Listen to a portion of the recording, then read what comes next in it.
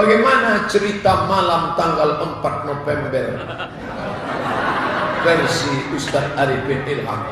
Soalnya Ustadz kan kemarin tablik akbar di sana. Saya sampai ke Jakarta malam Ahad, pas sholat maghrib di Halim Perdana Kusuma. Habis itu langsung dibawa ke menginap di Masjid Az-Zikra. Depan Az-Zikra ada penginapan Sentul. Sebelum sampai ke situ kami dijamu makan, dibawakan bambu panjang. Saya sangka meriam.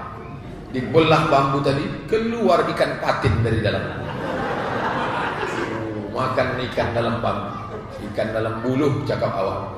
Ya sudah makan kenyang, di ceramah malam itu untuk enteren saja para sahabat-sahabat kelompok namanya Mustami'.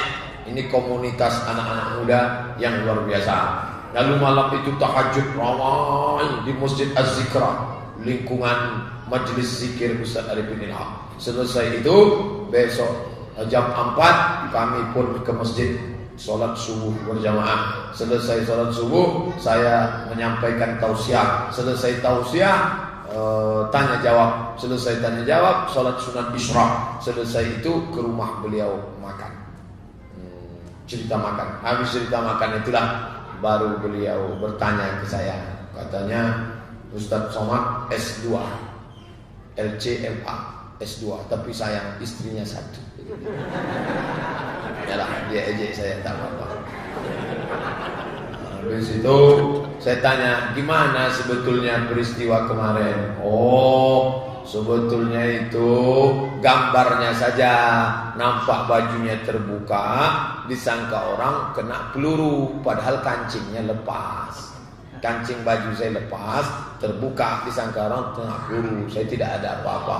Beliau banyak bercerita tentang provokator yang mengatakan, serbu saja, inilah masanya, ayo kita jihad.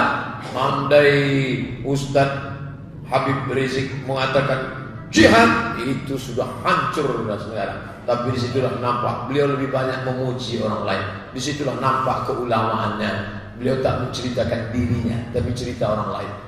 Kalau orang lain kan enggak. Gimana kemajuan? Kalau bukan karena saya, tidak. Dia banyak cerita.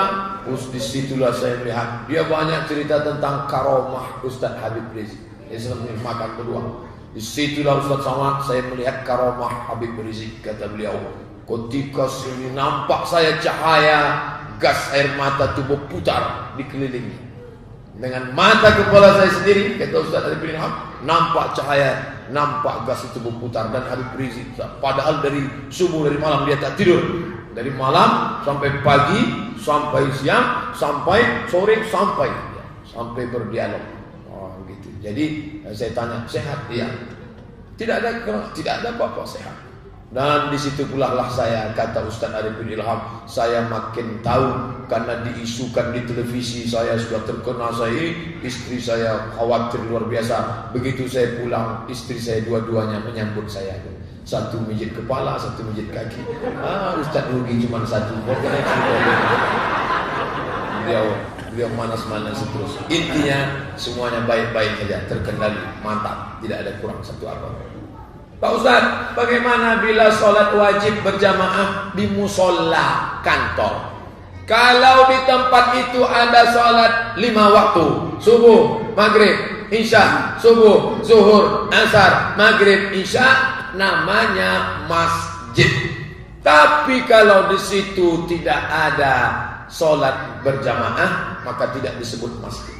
Nah, di masjid kantor gubernur itu masjid, karena ada imamnya, ada terus sholat berjamaah. Tapi kalau tidak ada, maka carilah masjid. Masjid kantor Polda itu 5 waktu ada.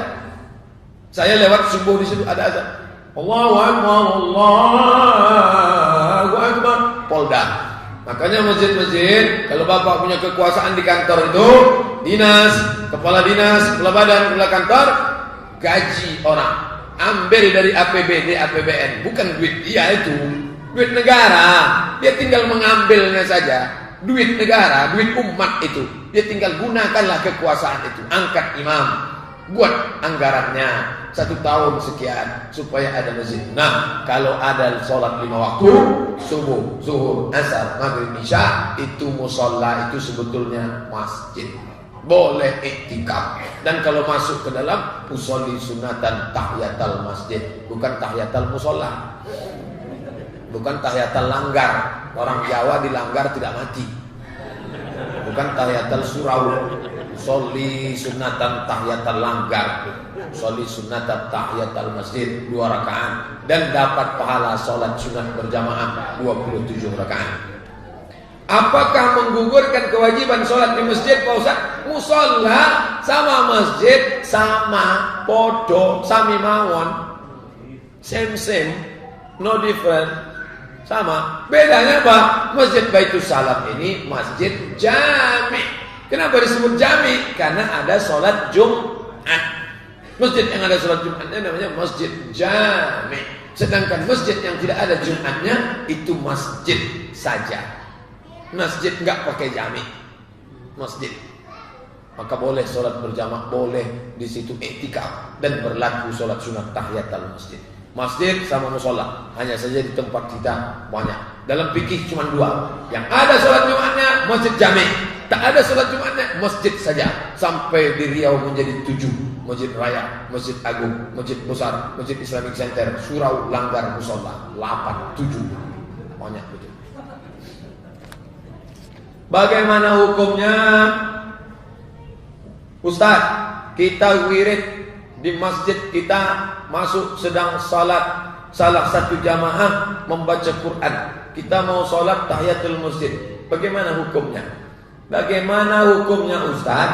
Kita wirid di masjid, kita masuk sedang salah satu jamaah membaca Quran, kita mau salat tahiyatul masjid, kita tahiyatul masjid aja, dia kan sedang baca Quran, tak apa-apa, dia baca Quran, kita tahiyatul masjid, usolli sunatan tahiyatul masjid. Cuman kalau kita mau diajak bersama acara itu, cepat-cepatlah, tak perlu baca iftitah itu sunnah, langsung aja Fatihah. Bismillahirrahmanirrahim. Alhamdulillahirabbil alamin arrahmanir rahim maliki yaumiddin iyyaka na'budu wa iyyaka nasta'in ihdinas siratal mustaqim siratal ladzina an'amta 'alaihim ghairil maghdubi 'alaihim waladdallin. Amin. Bismillahirrahmanirrahim. Qul huwallahu ahad. Jangan udah terlambat, orang dah mulai buat baca ayat macam Muammar. Bismillahirrahmanirrahim. Sesuaikanlah dengan keadaan. Pendek-pendek saja, tapi jangan sampai tak ada tumahnina sama sekali. Allahu akbar, subhan rabbiyal azim wa bihamdihi, subhan rabbiyal azim wa bihamdihi. Sami Allahu liman hamidah. Rabbana lakal hamdu mil'us samawati wal ardi wa mil'u ma syi'ta min syai'in ba'd. Allahu akbar. Insyaallah 2 menit putus. Putuskah saf kita apabila kita berjamaah di sebelah kita terus duluan dia dari imam? Hadis Sahih Bukhari. Orang yang lebih dulu dari imam nanti di akhirat bangkit dari kubur, kepalanya himar, raksil himar, kepala keledai. Apakah putus saf kita karena dia duluan kita dari terus? Enggak. Dia tak memutus saf. Cuman selesai sholat, kasihkan, tanya dia, nomor HP bapak berapa? Untuk apa? Ada yang mau saya kirim WhatsApp, kirimkan rekaman. Minta rekaman ke saudara kita yang punya HP, punya bapak, Sony 1, LG 1. Kirimkan ke dia. Nanti bapak dengar pada menit, tengok rekaman ini menit ke berapa. Siapa yang mendahului imam bangkit dari kubur, kepalanya kepala keledai. Nah, dengar keledai keledai. Akan datang, jangan dibuatnya lagi. Zaman sekarang bapak tak perlu takut orang tersinggung, lembut-lembut. Yang ngasih tahu siapa? Saya. Orang marah sama saya aja, tak apa-apa. Siapa Ustadz ini? Ustadz Somad. Mana gambarnya? Ini, buka di Google Somad. Ini orangnya, iya. Ustadz sesat tampaknya. Tak apa-apa dia marah sama saya. Yang penting udah sampai, jangan mendahului imam. Allahu Akbar. Sudah bar, baru kita bergerak. Jangan imam baru dia udah bergerak. Apalagi bangkit dari sujud itu. Kata imam. Panjang itu.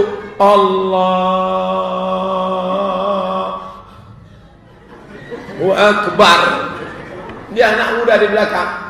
maka bar itu baru kita bergerak. Allahu Akbar. Kalau tidak nanti kita akan mendahului imam. Kalau kita mendahului imam, bangkit di kubur dalam keadaan kepala berubah menjadi keledai. Nauzubillah. Apakah ada roh gentayangan dalam Islam? Tak ada roh gentayangan. Hai roh segala roh, kau panggil tidak diundang, datang tak dijemput, pulang tak diantar. Datang tak dijemput, pulang tak diantar, itu Ustaz Somad. Carilah alamatnya sendiri. Di mana Masjid Baitul Salam itu Pak? Ustaz lurus, belok kiri, belok kanan, belok kiri, belok kanan, belok kiri, belok kanan. Sampai juga saya. Belok kiri, belok kanan. Nah, adapun nanti kalau Abdul Somad mati, meninggal Ustaz Abdul Somad, tiba-tiba Bapak dengar ada suara saya. Assalamualaikum. Itu bukan hantu gentayangan, itu rekaman MP3. Adapun nanti kalau ada anak kerasukan, na'udzubillah, na'udzubillah, na'udzubillah. Ada anak SMP kerasukan jin, orang tua pas ditanya, siapa kamu? Saya Ustaz Abdul Somad. Kalau memang Ustaz Abdul Somad, coba kamu ceramah. Assalamualaikum warahmatullahi wabarakatuh. Pas bunyi saya. Betul kamu Ustaz Abdul Somad? Kamu sudah tahu kok nanya. Itu bukan roh Abdul Somad gentayangan, itu jin qarin. Jin qarin. Saya ini ada jin qarin saya, bisa meniru suara saya dan dia tahu. Kalau memang betul kau Ustaz Abdul Somad pada tanggal hari Sabtu, tanggal 5 malam Ahad, di mana kamu ceramah? Aku sedang ceramah di Sentul bersama Ustaz Arifin. Oh iya betul nih Ustaz Somad. Dia tahu semua rekaman jejak. Kenapa? Karena dia jin qarin. Jin itu terbagi dua. Yang satu jin yang memang sudah mengikuti. Jin itu mohon maaf mengikuti bapak. Tapi ada yang jin berkeliaran. Itu jin non job namanya. Tak jelas jobnya gimana. Itu yang kadang-kadang duduk di warung kopi. Nah, jadi ada jin itu yang sudah job description-nya jelas. Kau ikut somad aja. Itu namanya jin qarin. Qarin artinya teman, dua. Ini jangan dipercaya. Makanya perempuan yang selalu dimasukinya. Kenapa? Perempuan itu jiwanya labil, goyang, menung di depan jendela. Kenapa suami pergi belanja tak ada, mau masuk ya. Makanya tak boleh. Perempuan sedang maaf cakap sedang haid, tak boleh baca Quran tapi tetap berzikir. Pagi baca ayat kursi, baca Al-Fatihah. Habis itu baca pangkal surat Al-Baqarah 5 ayat, wa ulaika humul muflihun. Habis itu baca ayat kursi Allahul Qayyum, baca ujung Al-Baqarah lillahi ma fis samawati wa ma fil ard, qul huwallahu 3 kali, qul huwal falaq sekali, qul a'udzu binas sekali, habis subuh sekali, habis asar sekali. Amalan rutin itu sesingkat-singkatnya. Kalau mau ditambah ayat-ayat ruqyah yang lain bagus, tak salah. Yang 7 ini sependek-pendeknya, sesingkat-singkatnya. Dijaga Allah SWT dari gangguan jin setan. Ada penruh gentayangan tak ada. Lalu roh itu setelah tercabut dari badan kemana? Buka kitab roh, ditulis oleh Imam Ibnu Qayyim Al-Jauziyah. Roh orang yang baik-baik tempatnya illiyin. Roh orang yang jahat-jahat tempatnya sijjin. Illiyin, sijjin. Oh, jadi tempatnya dua Pak Ustaz. Ya, yang baik-baik illiyin, yang jahat-jahat sijjin. Kalau kadang-kadang baik, kadang-kadang jahat Pak Ustaz. Makanya kita meminta Allahumma khtim lana bi husnil. Mudah-mudahan kita semuanya ditempatkan di illiyin insyaallah. Amin ya rabbal alamin. Buka kitab roh. Bagus buku ini dibaca. Sudah diterjemahkan ke bahasa Indonesia, dicetak oleh Pustaka Al-Kautsar Jakarta. R-O-H, roh. Nama penulisnya Imam Ibnu Qayyim Al-Jauziyah, murid Imam Ibnu Taimiyah. Saya mau nanya, apa yang kita lakukan kalau kita diganggu oleh atasan di kantor yang sudah beristri? Bahkan sudah kita tegur keras untuk tidak mengganggu, tetap terus dia merayu dengan kata-kata negatif. Ditambah lagi atasan saya ini non-muslim. Pertama, atasan kita itu kan punya atasan lagi, maka lapor ke atasan lagi biar dia memanggil. Ini kalau di kantor. Kalau dia pegawai Pemprov, ke gubernur. Kalau takut ngadap gubernur, kasih namanya, biar saya yang jumpai gubernur. Kasih namanya, fotonya. Nanti saya ke rumah Pak Andi. Pak, ini orang gatal nih Pak. Gangguin jamaah. Kalau dia orang Pemko, saya datangi Pak Dr. Firdaus SDMT. Kalau dia PNS, tapi kalau dia perusahaan, dia yang paling berkuasa di situ, tidak ada lagi, maka kita sebagai pegawai, sebagai karyawan ada persatuan pegawai dan karyawan, dudukkan bersama. Takut juga dia, maka kita kan punya keluarga, punya abang, punya adik, punya sahabat, punya kerabat, dudukkan bersama, dudukkan, panggil dia. Ente jangan macam-macam. Ente kalau ganggu adik saya lagi, kusunat kau 2-3 kali. Tuh, anarkis keras tak boleh. Orang Islam tidak mau mengganggu. Tapi kalau diganggu, jangan pancing-pancing orang Islam. Luar biasa. Adapun menjadi pembunuhan seperti kasus yang ada di Selat Panjang, yang di tempat lain hanya gara-gara perempuan, jangan. Umat Islam harus tegas. Asyiddau 'alal kufar, tegas, bukan keras, tegas, berprinsip, ruhama bainahum, dan dia menebarkan kasih sayang. Wa ma arsalnaka illa rahmatan lil alamin. Apa hukumnya sholat di atas bangunan yang sebelumnya ada kuburan?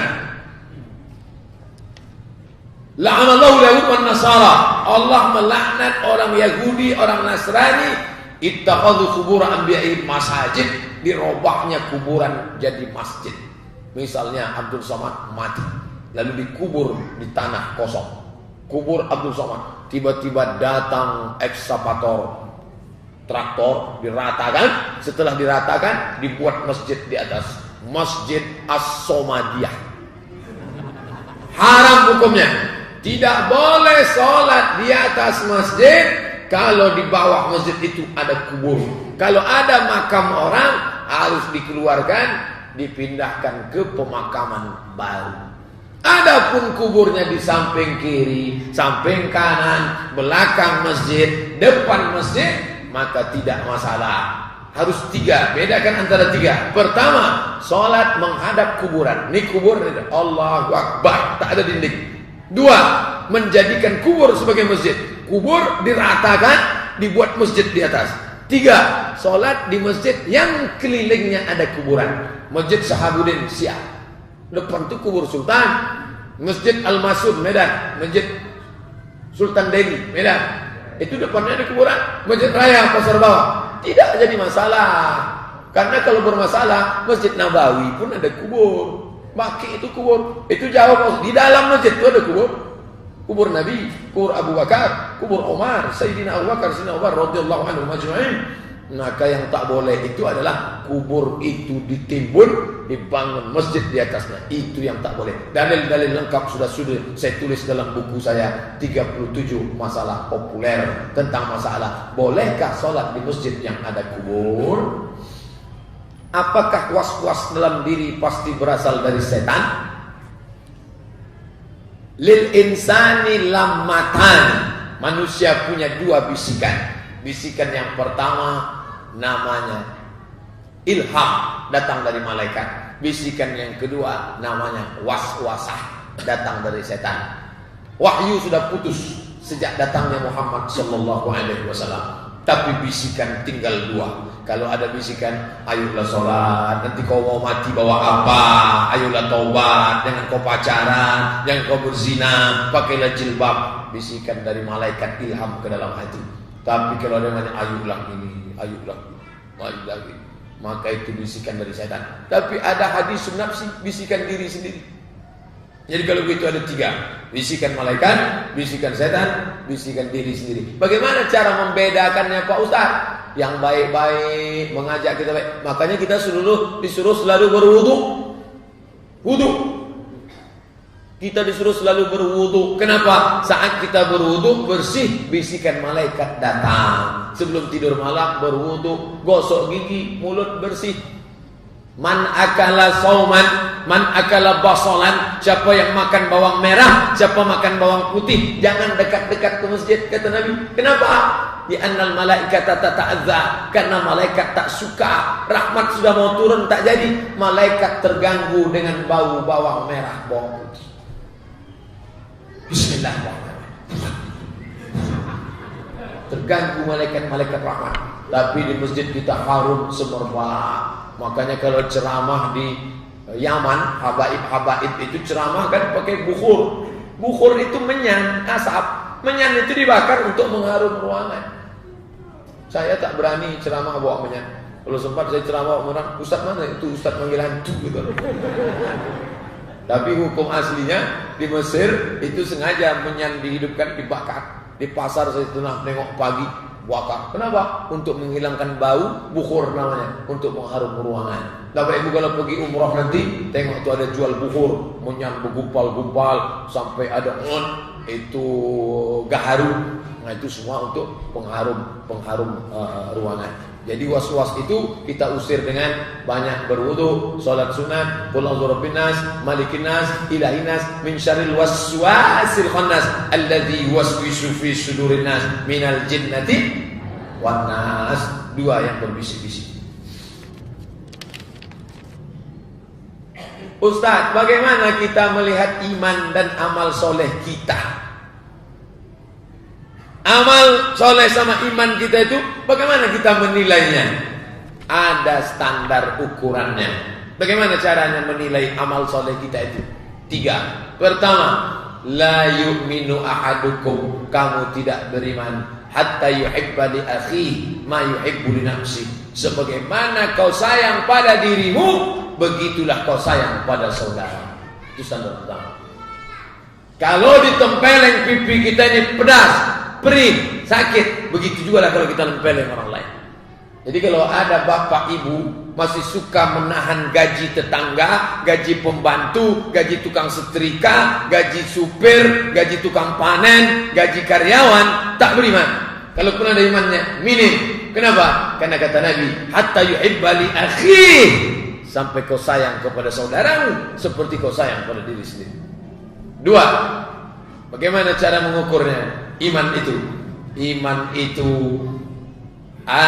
ahabba ilayya, dia lebih cinta kepada aku, kata Nabi SAW, min waladihi, daripada anaknya, wa walidihi, daripada ayah ibunya, wa malihi, daripada hartanya, wa nasi ajma'in, daripada semua orang.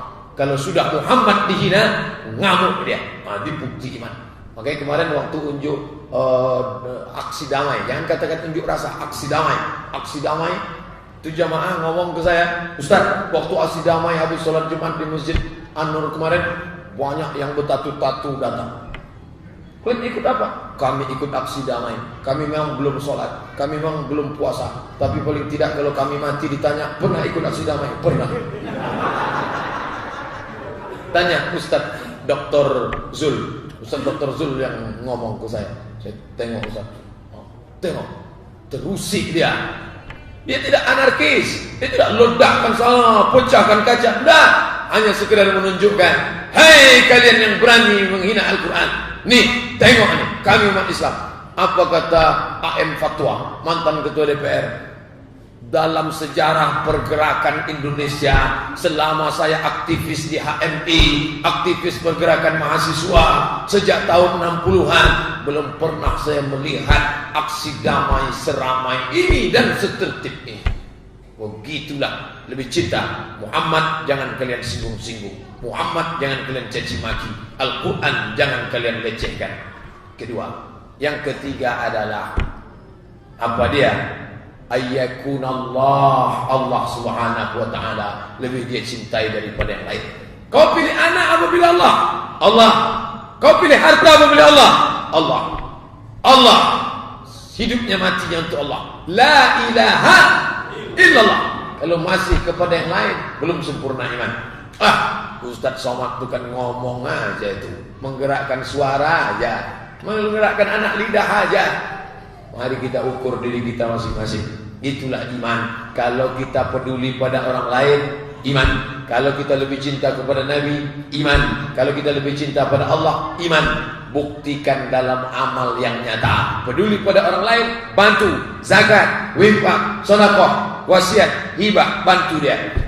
Bukti cinta kepada Nabi, baca kitab sucinya, ajarkan amalannya, amalkan ajarannya, sholat sunat perbanyak, jaga masjid.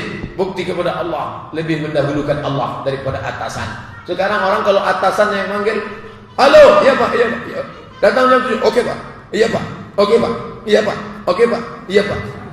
Tapi kalau Allah yang manggil, hayya 'alas shalah, kau aja duluan lah. Tak beriman, belum beriman. Nah, itu cara mengukur iman, simpel menurut hadis Nabi, bukan menurut Abdul Somad, hadis Nabi Muhammad SAW. Bagaimana hukumnya dalam Islam apabila kita mengalami maaf cakap menstruasi lebih dari 2 bulan, tapi kita tetap sholat 5 waktu, dan apa doa untuk kesembuhannya Pak Ustaz? Bila menstruasi lebih dari hari normal, maka itu disebut dengan istihadah, penyakit. Normalnya berapa hari? 7. Hari ke-8, 9, 10 itu istihadah. Lalu bagaimana? Berhenti di hari ke-7, mandi bersih, mandi lepas dari hadas besar. Nanti pas mau sholat, contoh sholat zuhur, masuk 11.58. Jangan berwudu sebelum azan. Setelah terdengar suara azan masuk waktu sholat, masuklah ke kamar mandi, basuh, bersihkan, maaf cakap, pakailah pembalut, langsung berwudu. Selesai berwudu, langsung sholat. Maaf cakap, andai menetes ketika sholat itu, ma'fu anhu, termaafkan. Itu namanya istihadah. Bisa terjadi pada anak perempuan kita, bisa terjadi pada istri kita. Malu dia bertanya, kita jelaskan. Tidak menghalangi untuk apa-apa, tidak menghalangi sholat, tidak menghalangi baca Quran, tidak menghalangi berzikir, tidak menghalangi maaf cakap berhubungan kelamin. Kalau kata dokter tidak membahayakan. Obatnya konsultasi ke dokter terdekat, dokter perempuan. Ini penyakit zaman Nabi disembuhkan dengan 3 cara. Yang pertama, kalau ada sahabat sakit, kata Nabi, pergilah ke rumah Haris bin Kaldah. Haris bin Kaldah itu dokter. Jadi jangan semuanya Nabi benci dokter. Enggak, ada Haris bin Kaldah, pergi ke rumah Haris bin Kaldah. Karena dia itu belajar kedokteran di Jandi Sabur, Jandi Sabur Persia, kedokteran. Yang kedua, dengan cara herbal. Misalnya habbatus sauda, syifaun mungkil lidah, obat habba sauda, jintan hitam yang di Arab, obat dari segala macam penyakit, minyak zaitun, ada herbal. Pergi ke rumah sakit Zainab, Ronggo Warsito, turun ke bawah basement, ada di situ tulisan Tib Nabawi, pengobatan cara Nabi. Kita sudah tablik akbar kemarin dengan Dr. Farid di rumah sakit belakang Polda Riau. Mutmainnah, tanya situ, ada tak resep-resep? Dokternya, terapisnya perempuan, banyak perempuan, tanya ke perempuan. Saya mau konsultasi masalah ini, ada obatnya. Karena kemarin ada orang udah kena penyakit batu dalam, orang batu di sini dia di dalam. Katanya ini harus dibelah, harus dioperasi. Diminumlah herbal, minum pagi, minum siang, minum petang, minum pagi, minum siang, minum herbal. Pas di scan lagi, hilang, mencair batu. Nah, jadi batu itu bisa cair, hilang dia dengan herbal itu. Yang tak bisa cair, hilang hutang. Nah, itu tak bisa. Belum ada lagi herbal menghilangkan hutang. Nah, yang ketiga, baru pengobatan dengan cara doa-doa, namanya ruqyah. Bisa juga itu dibuat jin, dibukanya saluran darah itu sehingga tak berhenti. Orang punya santet, sihir, misalnya. Dulu paling pantang kalau ada orang kena gigit lipan, kena ular, ngomong, itu bisa dinaikkan ya, bisa ular itu dengan bantuan siapa? Setan. Kalau ada orang terluka, bisa dibukakannya saluran darah itu sehingga keluar terus. Ketika sudah keluar, mati. Tujuannya jahat zaman dulu, santet, magic, black magic.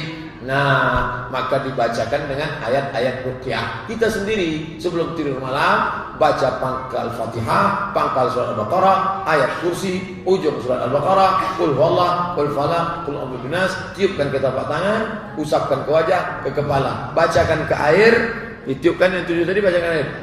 Habis itu diminum. Cara minumnya begini.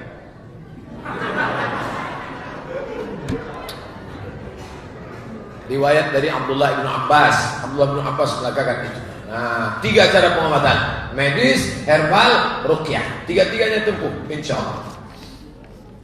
Setelah azan, apakah sudah betul urutan yang saya lakukan? 1. Salat sunat wudu. 2. Salat sunat qabliyah. 3. Salat fardu. Kalau bapak tadi, ibu tadi wudu, habis wudu langsung salat sunat wudu. Usolli sunnatal wudu. Yang diurus itu salat sunat wudu. Sekarang banyak orang ngurus nasi wudu. Usolli sunnatal wudu. Apa pahala salat sunat wudu? Bilal, sini Bilal. Datanglah Bilal. Ada apa ya Rasulullah? Sami'tu dafan alaika baina yaday fil jannah. Aku dengar suara gesekan sendalmu di surga. Kresek, kresek, kresek, kresek, kresek. Apa amalmu hai Bilal? Aku tak pernah meninggalkan salat sunat wudu. Jadi begitu habis wudu masuk masjid, salat sunat tahiyatul masjid dulu. Habis salat sunat tahiyatul masjid, salat sunat wudu. Karena kalau salat sunat idza dakhala ahadukumul masjid, kalau kamu masuk masjid, fala yajlis, tak boleh duduk hatta yusolli rak'atain, sampai salat 2 rakaat. Maka ketika masuk tahiyatul masjid, habis itu salat sunat wudu. 2, salat sunat qabliyah, ya, bagus.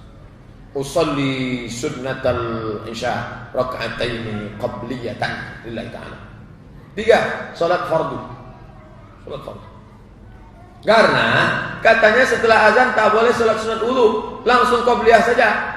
Kalau datangnya terlambat pas sedang azan, dia tadi sudah berwudu, maka dia sholat sunat tahiyatul masjid. Habis itu qabliyah, wudu. Habis itu qabliyah. Kecuali pada maghrib. Maghrib tak bisa, karena maghrib sudah tertulis di dinding. Dari maghrib, dari azan ke sholat 5 menit. Cuma 6 rakaat. Makanya datang cepat ke masjid. Saya melakukan sholat sunat duha jam 9. Kemudian suami saya ngajak jalan-jalan. Tapi suami saya setiap jam 11, jam 1 pasti, apakah saya boleh ngulang sholat duhanya kembali karena ikut suami yang ke masjid tersebut?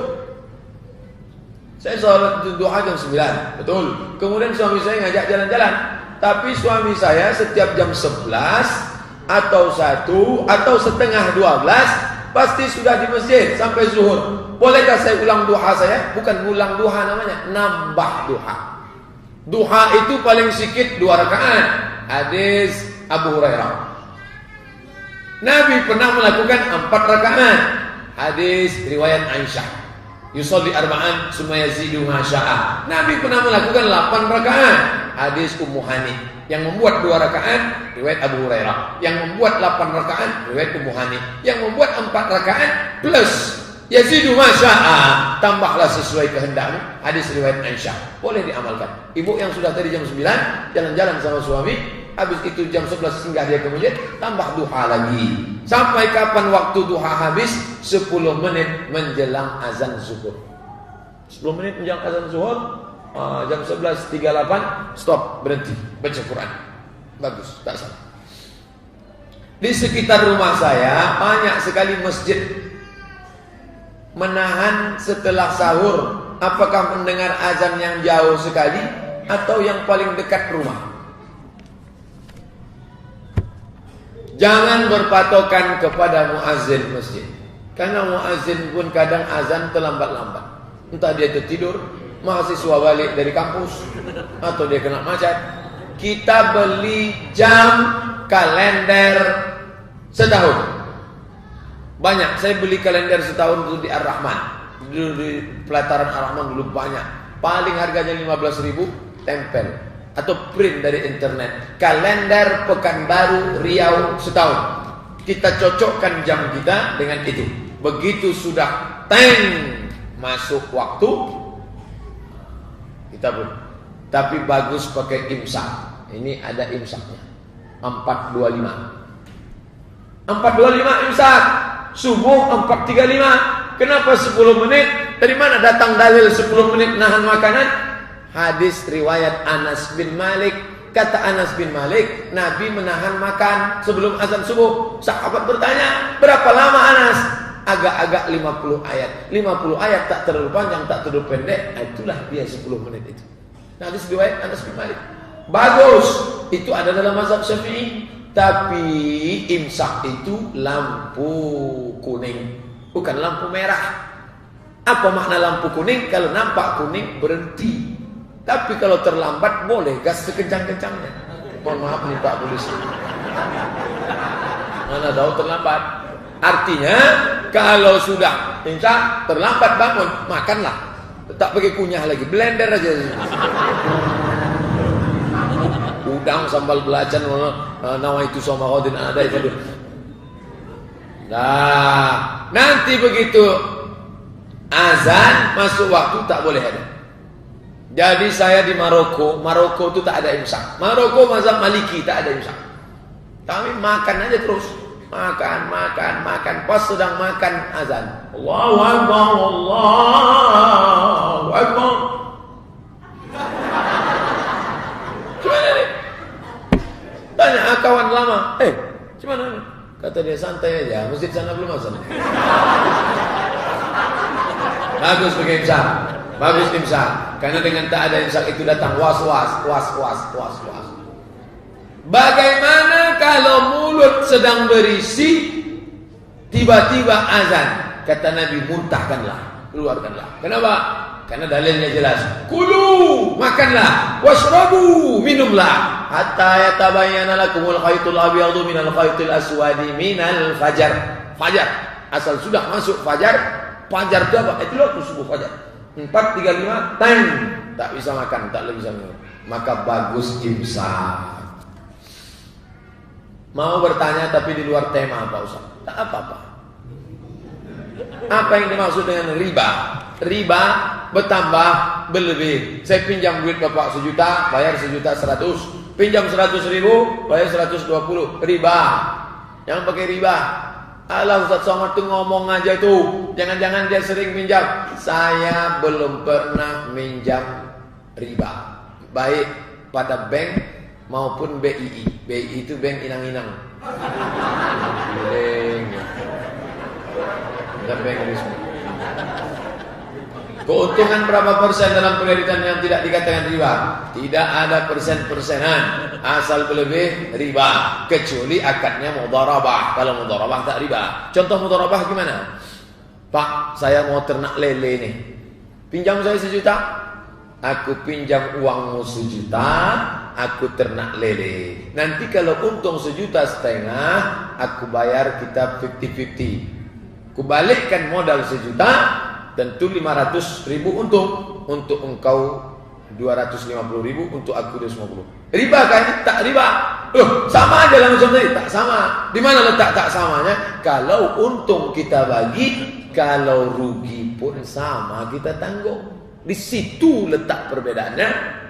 Nampaknya mirip, tapi dia tak sama. Kalau untung kita bagi, tiba-tiba pas sudah mau panen datang banjir bandang. Jangankan lelenya, cucu cicit lele itu pun tak ada, hilang. Maka kita tanggung bersama. Maka bapak tadi, bapak yang saya pinjam duitnya 1 juta tadi, sejak saya minjam duit dia, tiap malam dia khusyuk berdoa, ya Allah, janganlah sampai lele-lele itu hanyut semua kena hujan. Maka orang yang meminjamkan duit beda dengan konvensional. Kalau konvensional tak begitu. Aku pinjam duit bapak 1 juta, pokoknya nanti balik 1.250.000. Untung tak untung, hidup tak hidup, bapak dapat. Setelah dia pinjamkan duit, dia tak peduli. Hujan lebat, dia tak peduli. Mau mati lele itu, mau mampus, mau hanyut, bukan urusanku, kata dia. Disitulah letak akhlak ekonomi syariah. Itu untung dibagi sama, rugi pun ditanggung bersama. Ustaz, Ana sangat Ustaz bisa hadir di sini. Maksudnya Ana sangat senang. Lupa menulis senang. Ana mau tanya Ustaz, cara menjadi calon istri yang baik dan mencari calon suami yang baik, macam mana? Untuk mencari laki-laki 2 syaratnya. Untuk mencari perempuan 4 syarat. Mana yang duluan kita bahas? Cari laki-laki dulu. Mencari laki-laki yang baik. Idza ja'akum man tardawna dinah. Kalau dapatmu agamanya bagus, wa khuluqah, baik akhlaknya. Agamanya bagus, akhlaknya baik, fazawiju, nikahkanlah anak gadismu sama dia. Misal datang anak lajang, saya tengok agamanya baik, sholat berjamaah, cakapnya sopan, santun, lembut, maka saya nikahkanlah anak gadis saya sama dia.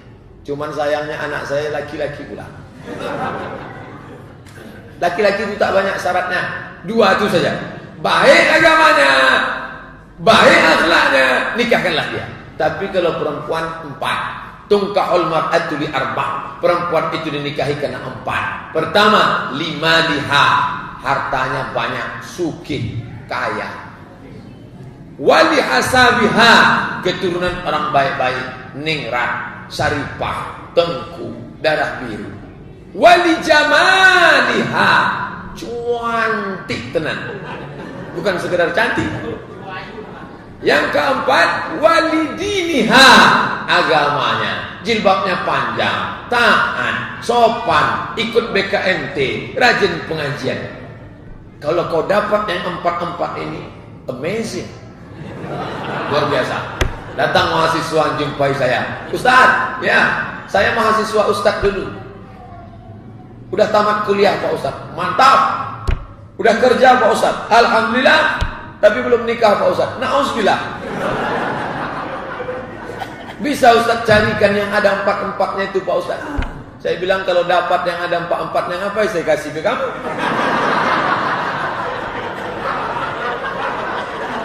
Man talaba akan bila aibin baqiya bila akhir. Siapa yang mencari kawan tak bercacat, seumur hidup tak akan berkawan.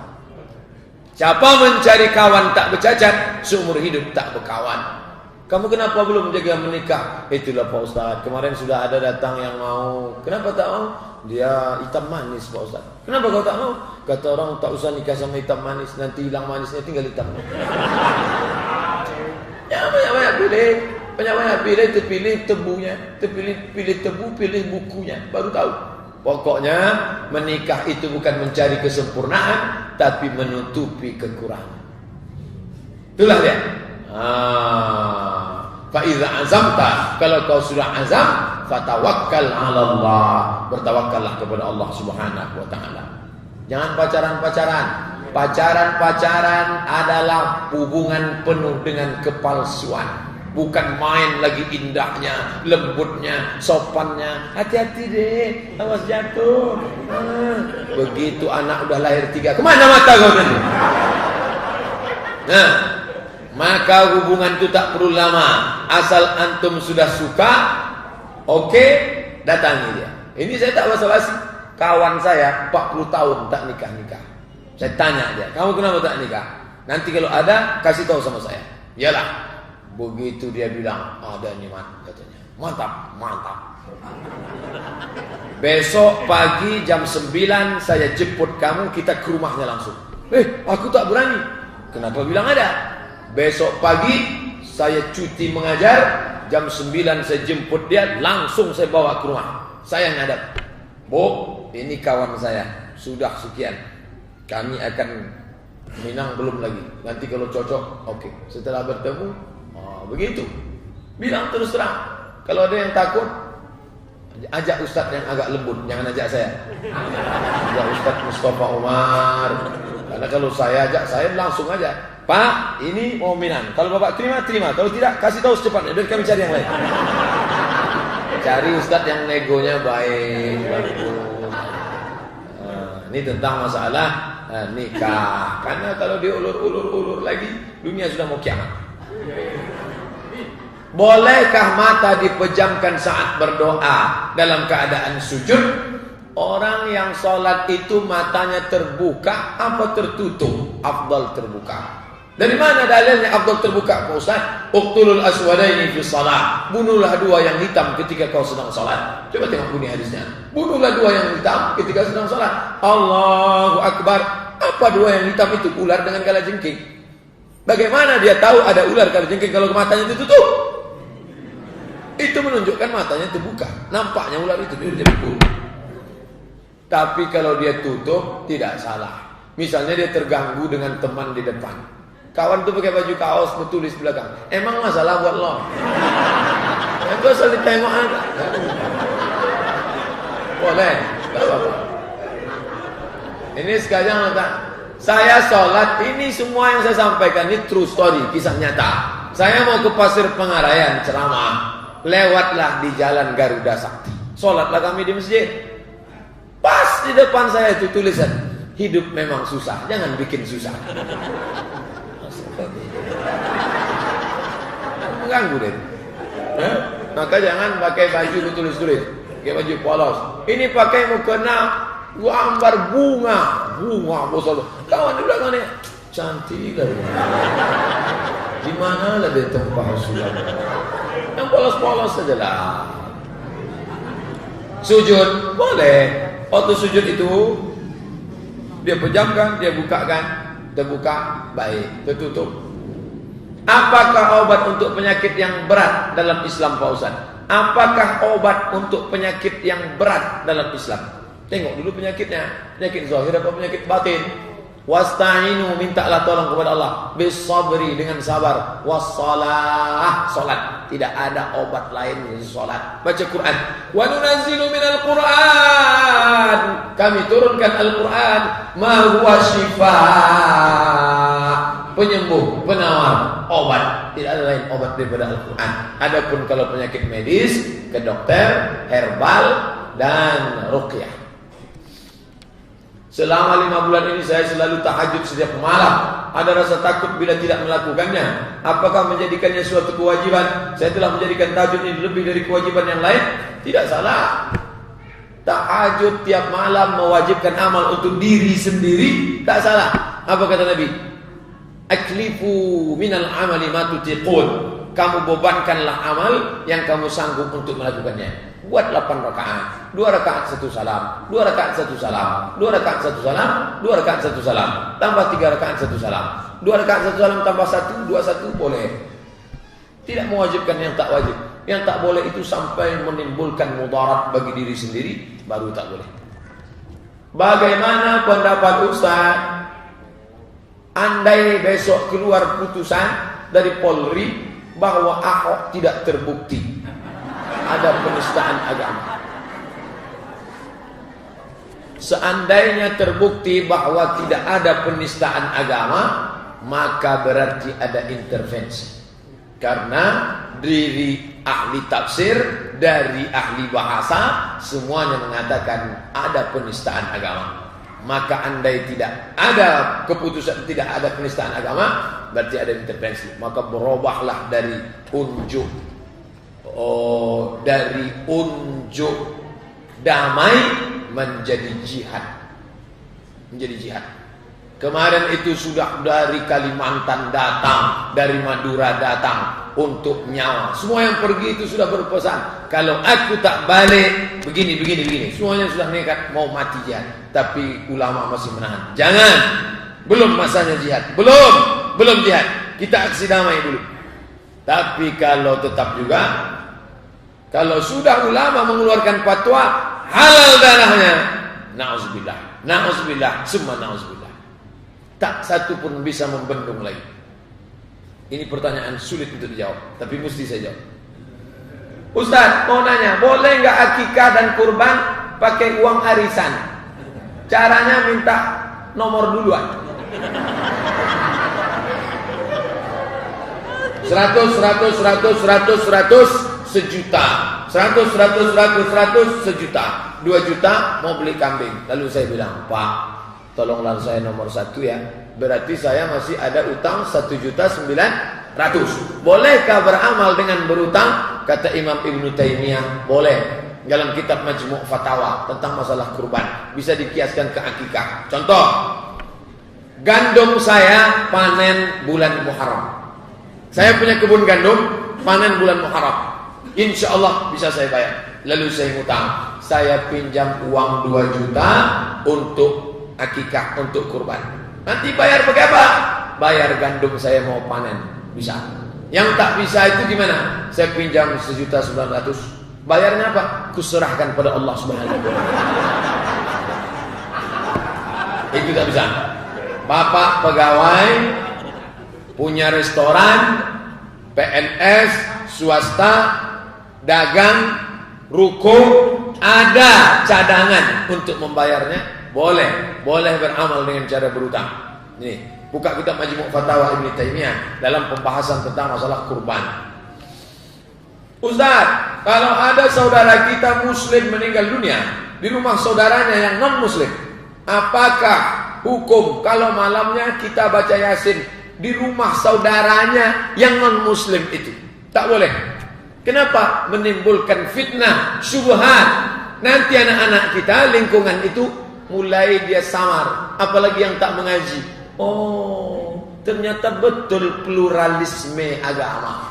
Padahal dalam Islam jelas, wala ana abidu ma'abatum wala antum abiduna ma'abud wala ana abidu ma'abatum wala antum abiduna ma'abud lakum dinukum waliyadin. Dalam masalah makan tak masalah. Pak Ustaz, tetangga saya si Manungkali Duta Julu Duta Ginjang Raja Guguk Senam Bela, anaknya sekarang sedang nikah di Hotel Pangeran. Boleh saya datang? Datanglah. Sudah dibuatnya di Pangeran itu kemah dibagi dua. Makanan Islam food, makanan Islam non muslim, makanlah di situ. Boleh datang. Selamat ya, makan balik. Jangan buat singgah ke sini. Habis dia makan situ, singgah dia makan situ. Kok kenapa singgah situ? Itu kan haram. B2, B1, babi panggang, sup anjing, hotdog, anjing kepanasan. Kenapa kau makan situ? Aku tak makan dagingnya Pak Ustaz. Terus kuahnya aja sedikit. Tak bisa. Haram. Nah, tapi kalau sudah masalah doa, masalah baca Yasin, masalah zikir, maka ini sudah masalah ibadah. Ini mengkhawatirkan sadduz dzari'ah, menutup pintu syubhat batil bagi orang-orang yang tak paham. Boleh ternyata berdoa bersama agama. Pluralisme haram, sekularisme, pluralisme, liberalisme tak dibenarkan dalam Islam. Fatwa MUI sudah keluar tentang itu. Ustaz, saya dalam keadaan hamil muda. Bagaimana cara mengqadha puasa saya Ramadan kemarin? Sedangkan saya bimbang dengan kondisi hamil saya di bawah puasa. Catat, hamil sekarang tinggal puasa 30 hari. Tahun 2017 tinggal puasa 30 hari karena menyusukan anak. 2018 tinggal puasa 30 hari. 90 hari tak puasa. 2019 pas mau puasa adiknya pula menyusul. Catat terus. Catat. Nanti anak itu sudah SD kelas 6, kelas SD kelas 1. Disitulah kesempatan ibu mengganti. Ibu-ibu semua yang punya utang puasa, catat, nanti ganti sampai mama. Setelah anak sekolah, ibu pun puasa tiap hari mengganti. Suami pula marah. Kau kenapa puasa? Mengganti puasa yang lalu, Bang. Kenapa kau ganti? Abang bukannya membantu, marah-marah pula. Aku ini puasa kan gara-gara abang juga. Banyak suami-suami ini yang tak tahu tanggung jawabnya. Mestinya dia mengingatkan istrinya, istriku, sudahkah kau puasa menggantikan puasamu? Karena andai kau mati meninggalkan puasa, aku wajib menggantinya. Man mata, siapa yang mati, wa alaihi siyamun, punya utang puasa, sama anhu waliyuhu, maka ahli warisnya wajib menggantikan puasanya. Hati-hati. Terima kasih Ustaz Abdul Somad atas pencerahan malam ini. Saya tak mendatangkan pencerahan, memang udah cerah-cerah. Alhamdulillah, syukran jazakumullah. Kalau ada orang salatnya rajin, 5 waktu, duha, tahajud, witir, sedekah, mengaji, tapi dalam bertutur kata komunikasi sering pelin-pelan. Hari ini begini, besok begini, tak bisa dipegang. Sapi dipegang talinya, orang dipegang cakapnya. Kalau ada orang tak bisa dipegang cakapnya, ikat dia pakai tali. Itu pepatah Melayu. Bagaimana cara untuk menegur orang tersebut? Ini saya bilang. Sapi dipegang talinya, orang dipegang cakapnya. Maka kalau ada orang cakapnya tak bisa dipegang, ikat dia pakai tali. Ini orang tak betul. Kenapa? Karena kita manusia ini satu-satunya yang dipegang adalah cakap, ngomong. A, B, B. Kalau tidak maka kita rusak di hadapan manusia, rusak di hadapan Allah SWT. Komitmen, MOU, Memorandum of Understanding between me and you.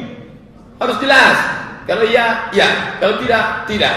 Life is take risk. Hidup adalah mengambil resiko. Setiap janji ada resiko. Qad aflahal mu'minun. Beruntung orang beriman. Siapa sifat orang beriman? Walladzina hum li amanatihim wa ahdihim ra'un. Orang-orang yang menjaga amanah dan menunaikan janji. Orang yang tak menunaikan janji, 3. Idza wa'ada akhlafa, kalau berjanji ingkar. Idza haddasa kadzaba, bicara dusta. Wa'ada akhlafa, berjanji ingkar. Wa idza tumina khana, kalau diberi amanah berkhianat. Munafik, orang munafik di mana letaknya? Innal munafiqina fid darkil asfali minan nar, tempatnya neraka jahanam. Nauzubillah. Seorang muslim apabila tidak sunat, apakah diterima ibadahnya? Sampai sekarang sudah punya istri dan anak. Sunat hukumnya wajib. Orang yang tak bersunat maka dia melakukan wajib, lawannya haram. Sunat lawannya makruh. Ini yang dimaksud adalah orang yang tak melakukan sunat. Maksudnya tak khitan. Apakah diterima ibadahnya? Sampai sekarang sudah punya istri dan anak, maka dia melakukan perbuatan haram, fasik. Dia harus disunat. Apa yang membuat dia takut? Oh, dia takut nengok darah. Dia disuntik pingsan aja dulu sebentar. Suntik pingsan dan tidak disunat. Sunat sekarang tak sakit, apalagi pakai laser, pakai apa? Malah orang mau sunat 2 kali sekarang. Ya, saya sampaikan kepada saudara-saudara yang belum sunat, jangan kalian takut. La takhaf, jangan takut. Wala tahzan, jangan sedih. Innallaha ma'ana. Allah bersama kita. Bersunatlah walaupun sudah punya anak, punya istri. Heran juga saya nengok istrinya, kok mau dia punya suami tak bersunat?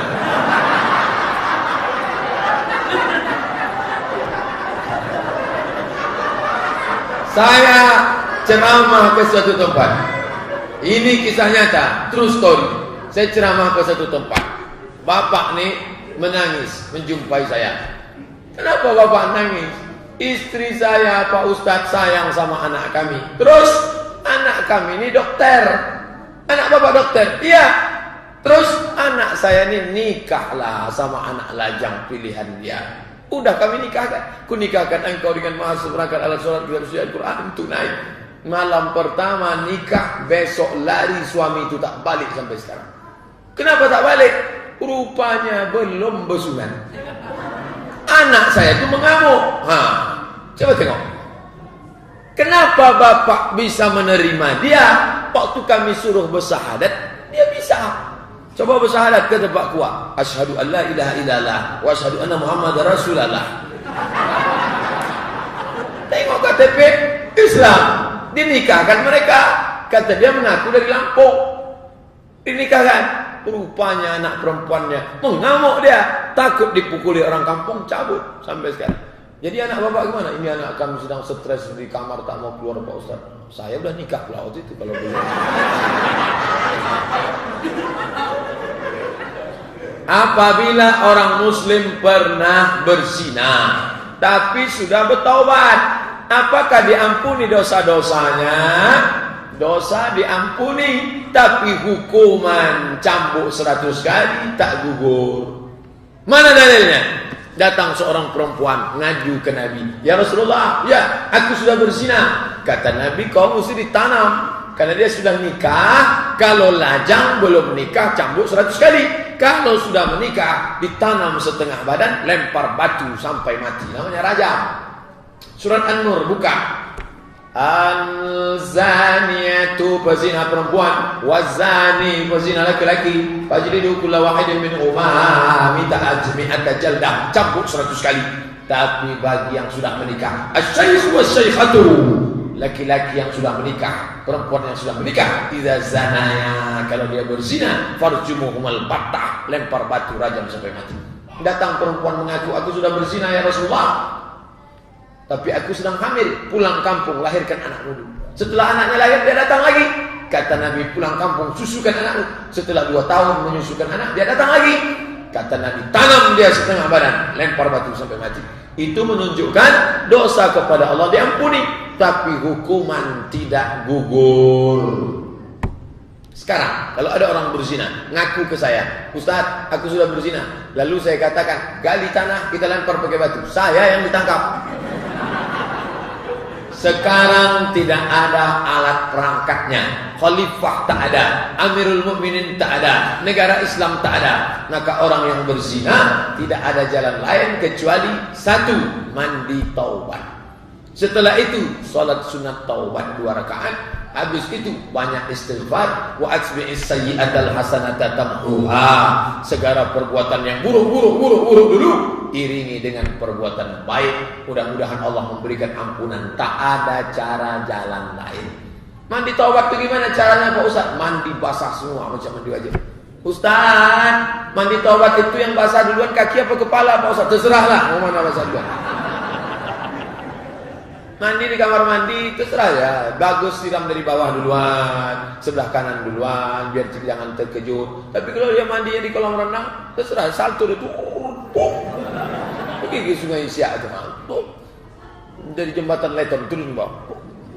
Kalau dari situ dia mandi tobat, jangankan dosanya, orangnya hilang sekalian. Apa perbedaan fadilah makna dari doa mubarak dan nur buat? Apa perbedaan fadilah makna dari doa mubarak dan nur buat? Doa mubarak, doa nur buat bukan dari Quran, bukan dari hadis, itu dibuat ulama. Namanya doa ghairu maksur. Doa terbagi dua. Yang satu namanya doa maksur. Ada riwayat dalam Quran dan Sunnah. Contoh, Rabbana atina fid dunya hasanah, ada dalam Quran. Rabbi habli minas sholihin, ada dalam Quran. Rabbana hab lana min azwajina wa dzurriyyatina qurrata a'yun, ada dalam Quran. Itu namanya doa maksur. Ada doa dalam hadis. Allahumma ja'alna hadayatan li fi kulli khair waj'alil mauta rahatan li min kulli syarr. Itu ada dalam hadis. Nur buat dengan mubarak tidak ada dalam Quran, tidak ada dalam hadis. Sebagian orang tak mau mengamalkannya karena menjanjikan kalau melakukan ini dapat ini, kalau melakukan dapat ini, kalau melakukan apalagi sampai dikatakannya ini doa dari Nabi, padahal Nabi tak ada mengajarkan sama sekali. Tapi doa yang dibuat ulama kalau tidak bertentangan dengan Quran dan Sunnah boleh diamalkan. Adapun keutamaannya itu ijtihad saja. Siapa yang membaca ini akan dapat begini, siapa yang membaca ini akan dapat begini. Itu entah dapat dia dari ilham. Tapi saya hanya mengamalkan yang dalam Quran dan hadis. Ustaz, bagaimana kita menyikapi terhadap saudara kita seiman, selalu mendukung dan membela pemimpin yang kafir, selalu menyalahkan ulama-ulama yang kemarin demo karena surat Al-Maidah 51 yang dilecehkan. Orang yang mendukung pemimpin kafir, maka dia kafir. Ayatnya mana? Jelas. Saya masih tahan lagi suara saya. Mikrofon ini tak tahan. Wa may yatawallahum minkum fa innahu minhum.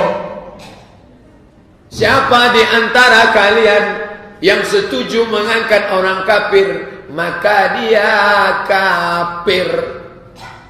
Tak bisa ditawar-tawar itu ayat. Datang orang nelpon saya, Ustaz, apa hukum baca doa di rumah DPR? Bagus. Kalian baca doa di rumah DPR, mudah-mudahan dia lurus kepalanya, bisa dibuatnya perda syariah. Saya pun pernah baca doa di rumah DPR.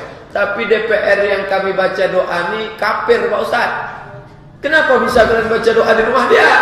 Karena dia menang di dapil kami. Dia mau buat selamatan. Maka saya katakan kalian semua yang memilih DPR kafir itu, kalian semuanya kafir. Yang datang di rumahnya malam ini kafir kalian semua. Dan yang membaca doa itu yang paling panas nerakanya nanti. Marah dia sama saya. Sampai sekarang tak ditelepon-teleponnya lagi. Terserah. Yang penting kalau saya sampaikan. Nama bapak siapa? Nama ibu bapak siapa? Aminah. Ibu bapak punya emak namanya Aminah. Tiba-tiba ada orang teriak di jalan, Aminah gilo, Aminah gilo. Itu marah kita. Walaupun yang disebut emak orang lain. Kenapa? Ada rasa. Ada rasa di dalam. Kau sudah mengejek nama emakku. Orang yang tidak marah ketika Quran dihina, tidak marah ketika Quran dilecehkan, dia tak punya rasa dalam hatinya.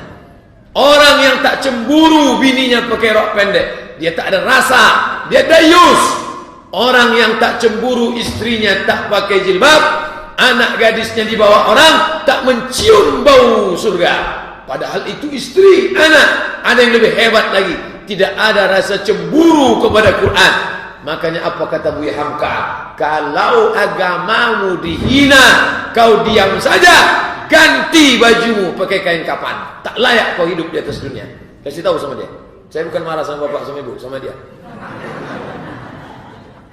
Ustaz, kita sudah difitnah oleh orang dan kita sabar. Tapi kenapa rasa sakit itu masih terasa walaupun kita sabar? Berarti tak sabar. Kalau sabar dia tak berbekas. Kalau sabar dia tak berbekas. Siapa contohnya? Nabi Muhammad SAW.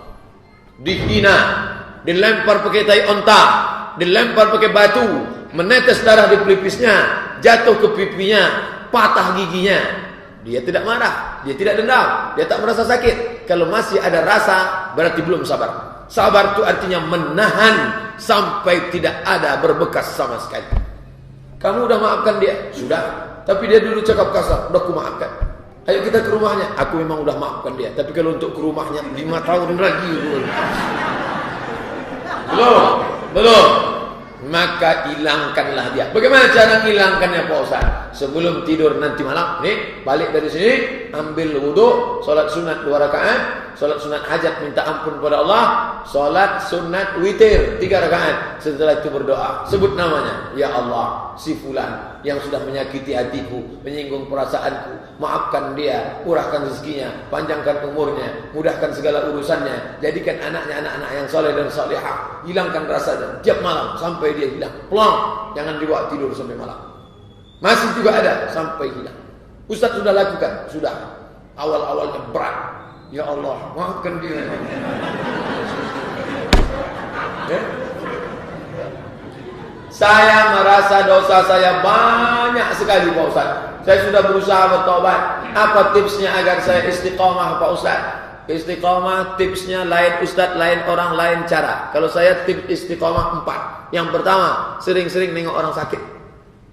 Pergi ke rumah sakit umum. Pergi. Nanti tanya sama security, Bapak mau nengok siapa? Aku pun tak tahu entah siapa mau kita nengok.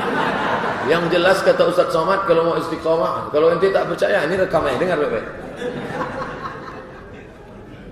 Tengok orang sakit. Menengok orang sakit itu luar biasa. Menengok dia. Aku selama ini tak bersyukur. Pertama. Kedua, tengok orang mati.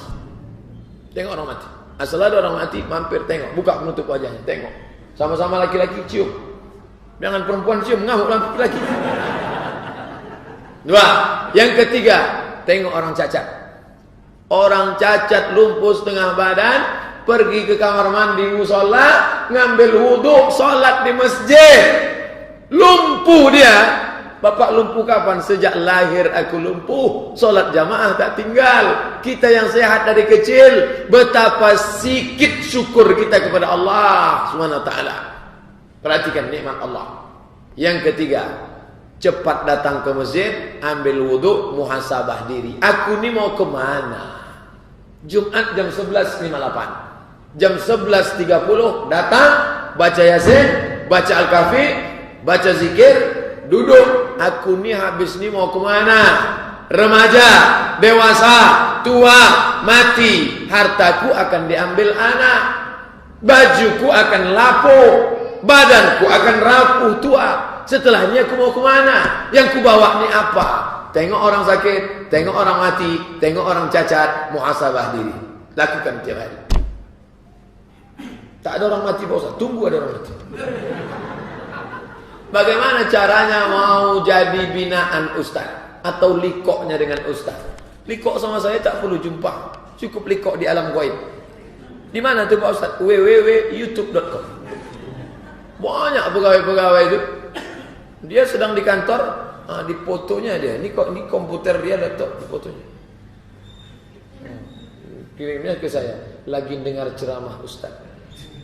Ya usah, saya bilang bagi dengar ceramah, dengar. Tapi jangan gara-gara itu tugas ketinggalan.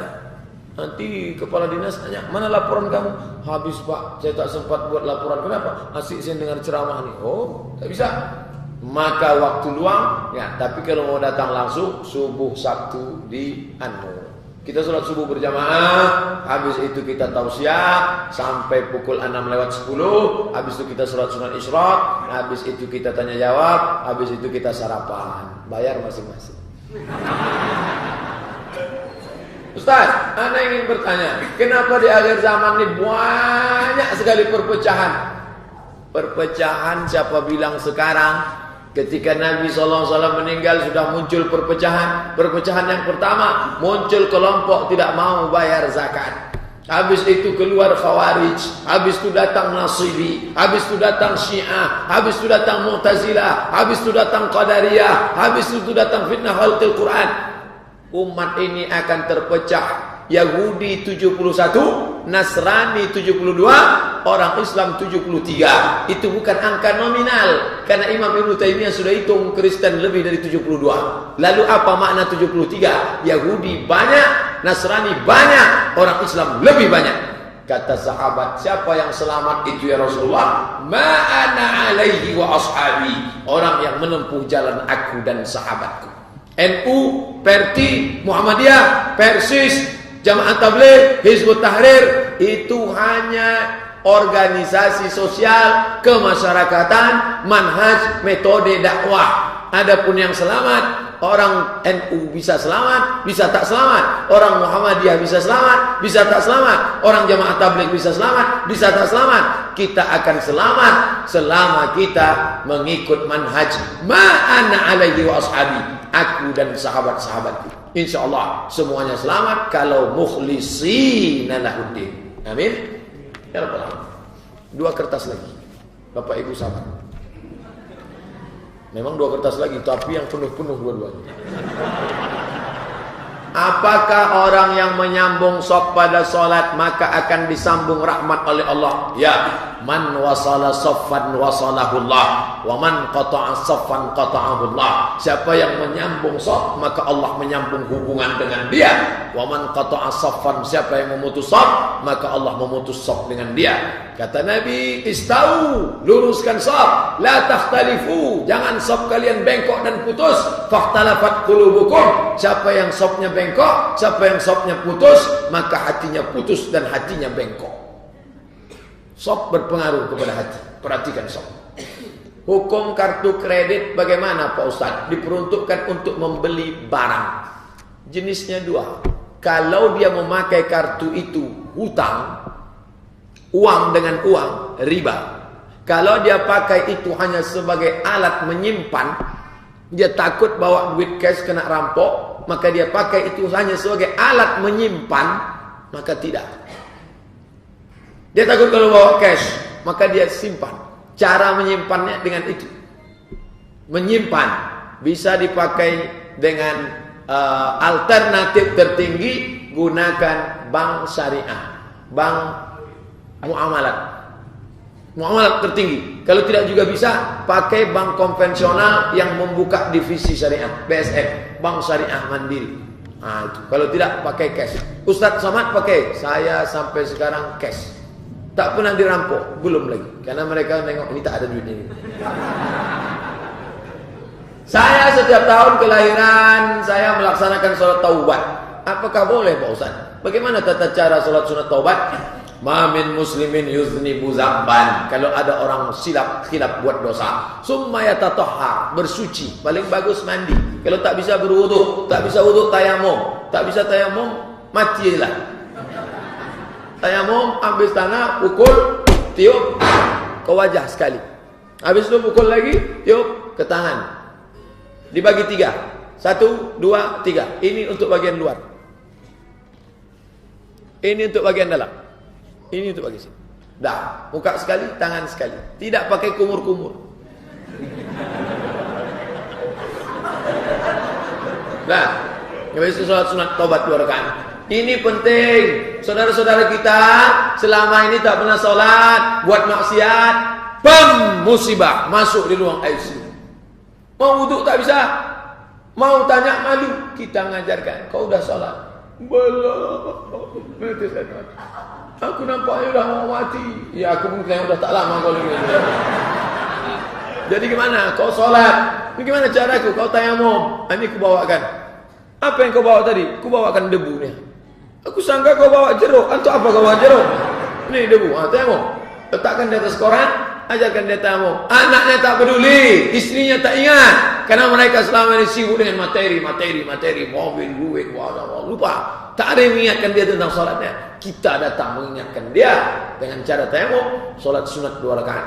Begitu selesai solat sunat 2 rakaat. Assalamualaikum warahmatullahi wabarakatuh. Banyak beristighfar, bertasbih. Mohon ampun kepada Allah. Ma min muslimin yuznibu dzamban. Silap, khilaf, salah, buat dosa. Summa yatatahhar, bersuci, mandi, wudu, tayammum. Summa yusalli raka'ataini, usolli sunat taubat raka'ataini lillahi ta'ala. Summa yastaghfirullah, kemudian minta ampun kepada Allah. Illa ghafarallahu lah. Allah mengampunkan dosanya. Dosa kepada Allah, dosa kepada manusia tak bisa. Jangan salat sunat taubat 2 rakaat utang lunas. Salat apa yang dilakukan 2 rakaat setelah salat Jumat? Apa ada ba'diyah Jumat? Ba'diyah Jumat kalau dilakukan di masjid 4 rakaat. Kalau dilakukan di rumah 2 rakaat. Begitu yang afdalnya. Buka fikih sunnah Said Sabiq. Kalau dilakukan di masjid, ba'diyah Jumat 4 rakaat. 2 rakaat salam, tambah 2 rakaat lagi salam. Kalau dibuatnya 2 rakaat sah. Tapi kalau dia buat 4 afdal. Kalau di rumah 2 rakaat. Begitu dalil yang kuat. Apa hukum mengusap wajah setelah selesai sholat? Yang ada mengusap wajah selesai doa. Hadisnya di mana? Sunan Tirmidzi. Sunan At-Tirmidzi. Abu Isa At-Tirmidzi. Subhana rabbika rabbil izzati amma yasifun. Wa salamun alal mursalin. Walhamdulillahi rabbil alamin. Kenapa mengusap wajah? Karena Rasulullah SAW tidak menurunkan tangannya hatta yamsaha bihima wajhahu, sampai dia mengusap wajah. Tapi hadis tentang mengusap wajah itu dhaif. Hadis tentang mengusap wajah itu dhaif. Tapi karena jalurnya banyak, maka derajatnya naik menjadi hadisun hasan. Hadis yang paling tinggi sahih, di bawah sahih hasan, di bawah hasan dhaif, di bawah dhaif maudhu'. Hadis tentang mengusap wajah derajatnya hasan.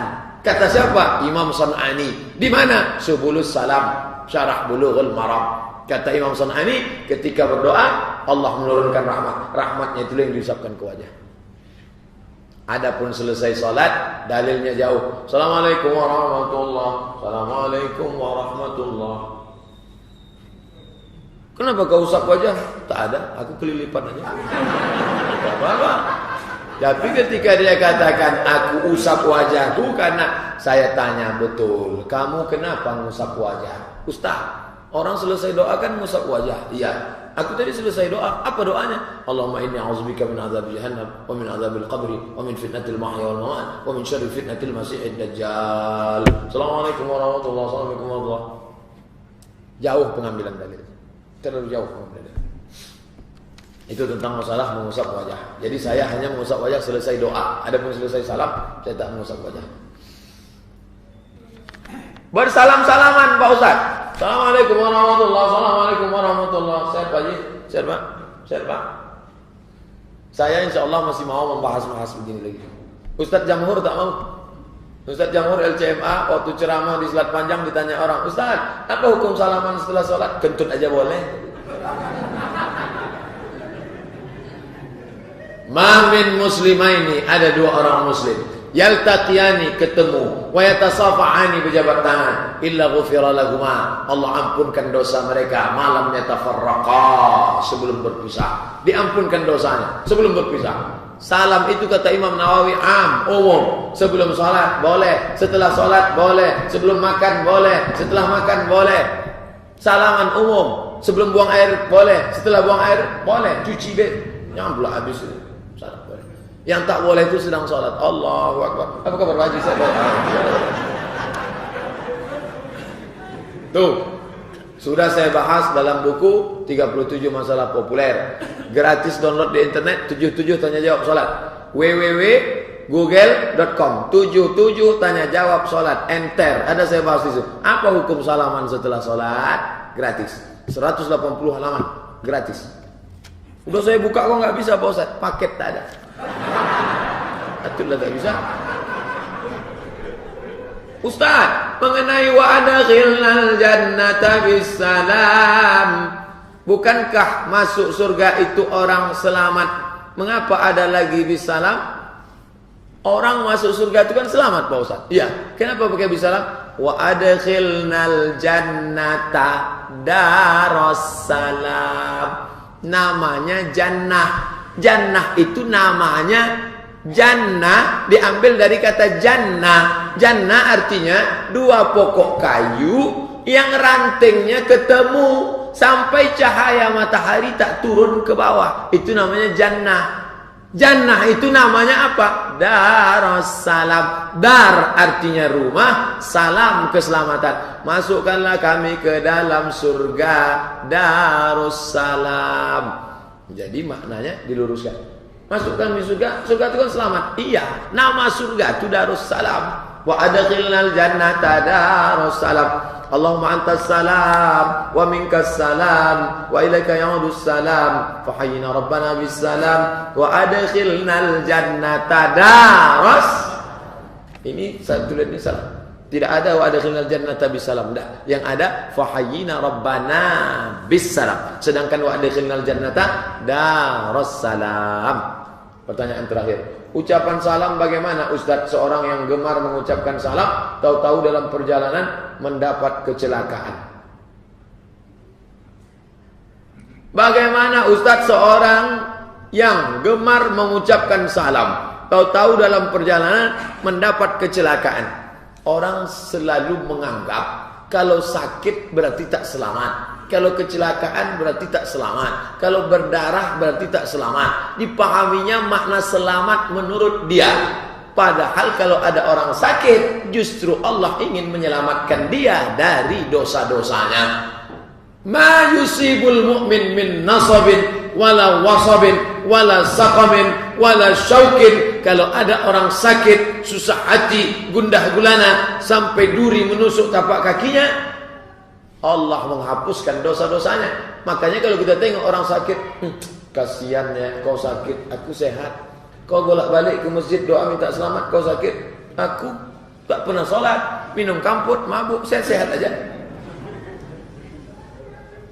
Kalau ada orang rajin ibadah, sakit, Allah bukan sedang mengazab dia. Ada 3 kemungkinan. Pertama, Allah menghapuskan dosa-dosanya. Hatta yamshi 'alal ardi makanan 'alaihi khati'ah. Sampai dia berjalan di atas muka bumi tak ada dosanya walaupun sebesar biji sawi. Bersih. Yang kedua, Allah sudah letakkan dia di tempat yang terpuji tapi pahalanya kurang. Diletakkan Allah dia di ruang VVIP. Tapi tiket lupa beli. Maka kata Allah uji dia. Ketika dia sabar, layak dia naik ke atas. Yang ketiga, Allah mau kasih dia balasan. Balasan orang yang sabar menerima ujian itu. Apa balasannya? Innama yuwaffas sabiruna ajrahum bighairi hisab. Dia akan dapat balasan bighairi hisab, unlimited, tak terhitung dengan apapun. Yang bahaya itu adalah tak pernah sholat, badan sehat, tak pernah sedekah, rezeki melimpah, tak pernah bersujud, kekuasaan bertambah. Itu namanya istidraj. Sanastadrijuhum min haitsu la ya'lamun. Ada orang-orang yang kami mainkan dengan istidraj. Wa umli lahum, kuulur rezekinya banyak, badannya sehat, selamat terus, rumah besar, mobil besar, bini besar, kebun besar. Padahal sholat tak pernah, berzikir tak pernah. Inna kaidi matin. Tipu dayaku amat sangat keras. Jangan mudah menghukum orang. Pulang orang balik dari haji, wajahnya hitam. Oh, tak mabrur Pak Haji itu. Padahal dia jalan kaki di Makkah ke masjid. Yang satu putih bersih. Oh, mabrur Pak. Padahal tidur aja kerjanya di hotel. Tak bisa. Makanya jangan suzan.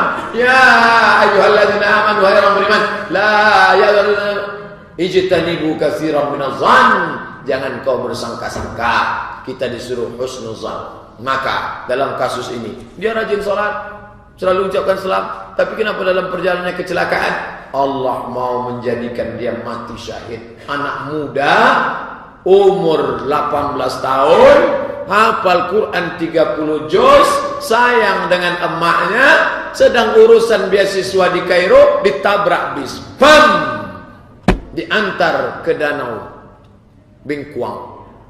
Apakah dia sia-sia? Apakah tidak?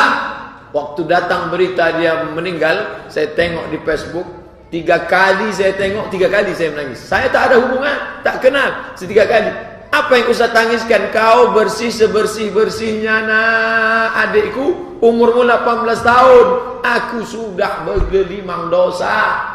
Masih lagi menengok manusia bermacam-macam, aurat pendek segala macam. Dia selamat, hafal Quran, Allah sayang sama dia. Tapi orang kita ni pandangannya lain. Sebelum lagi dia mati syahid. Itu yang meninggal kemarin, mati syahid. Man kharaja fi talabil ilmi, siapa yang keluar rumah untuk menuntut ilmu, fa huwa fi sabilillah. Dia selamat di jalan fi sabilillah hatta yarji'a, sampai dia pulang ke rumah. Makanya Khalid bin Walid terbaring di atas tempat tidur menangis. Khalid bin Walid, kenapa engkau menangis? Setiap jengkal badanku, kata Khalid bin Walid, kalau diukur, bekas tombak, bekas pedang, bekas anak panah. Ada 3, bekas tombak, bekas pedang, bekas anak panah. Aku menangis, kenapa aku tak mati berdarah? Mengapa aku mati terbujur di atas tempat tidur, tak mati syahid?